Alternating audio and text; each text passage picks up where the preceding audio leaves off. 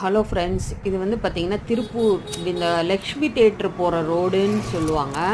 அந்த ரோட்டில் பார்த்திங்கன்னா அந்த பேக்கரியிலேருந்து இந்த டேர்னிங் திரும்புகிற வரைக்குமே ரோட்டில் பாதி முக்கால் வாசி குப்பை மட்டுமே நிரம்பி வழியுது. அந்த இடம் வந்து எனக்கு குப்பைமேடை விட மோசமாக இருக்குது. அதை கிராஸ் பண்ணி கூட போக முடியல. பக்கத்தில் இருக்கவங்க அப்புறம் வியாதி பரவாதா சொல்லுங்கள்? கொசு இப்போ மழை பெஞ்ச டைமு 4 நாளாக இந்த குப்பை அதிகமாயிட்டே தான் இருக்கே ஒழிய எனக்கு தெரிஞ்சது கம்மியானதை நான் பார்க்கவே இல்லைங்க. தொடர்ந்து குப்பை குமிஞ்சுக்கிட்டு தான் வருது. இதை விட வந்து சொல்கிறதுக்கு வந்து வேறு வார்த்தையே இல்லை. ரொம்ப மோசமான சுச்சுவேஷன் அந்த ஏரியாவே.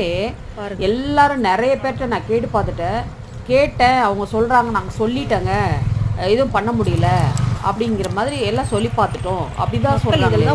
யார் இதுக்கு தகுந்த மாதிரியான எந்த ஒரு நடவடிக்கையுமே எடுக்கல. நானும் கூப்பிட்டு சொல்லியிருக்கிறேன், நேற்று நைட்டு சொல்லியிருக்கேன். இன்னைக்கு செய்கிறாங்களா என்னன்னு இனிமேல் நடக்கும்போது பார்க்கலாம். இனிமேல்னா இன்னைக்கு சாயந்தரத்துக்குள்ளே பார்க்கலாம். அவ்வளோதான் ஃப்ரெண்ட்ஸ். முடிஞ்சால் உங்களால் முடிஞ்சால் உங்களுக்கு தெரிஞ்ச சர்க்கிளில் முனிசிபாலிட்டிலேயோ யாராவது இருந்தாலும் சொல்லி இதை கொஞ்சம் கிளியர் பண்ண சொல்லுங்கள். நானும் முனிசிபாலிட்டியில் ஸ்ட்ரெயிட்டாகவே கூப்பிட்டு நான் ஆஃபீஸ் கூப்பிட்டு சொல்லியிருக்கேன்.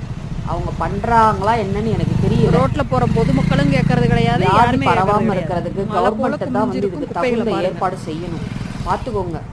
ஆல்ரெடி வந்து காய்ச்சல் அதிகமாகிட்டுருக்குது, சளி அதிகமாகிட்டுருக்குது, வியாதி பரவிட்டுருக்குது. பார்த்து இது பரவாமல் தடுக்கிறதுக்கு இந்த இடத்த கிளியர் பண்ணி சுத்தம் பண்ணி பக்கத்துலேயே குப்பைகளை அப்பப்போ கண்டினியூவாக எடுக்க சொல்லுங்கள் ப்ளீஸ். இந்த சைடு சின்ன குப்பை தான் இன்னும் கொஞ்சம் நாளில் குப்பைமேடாக மாறிடும்.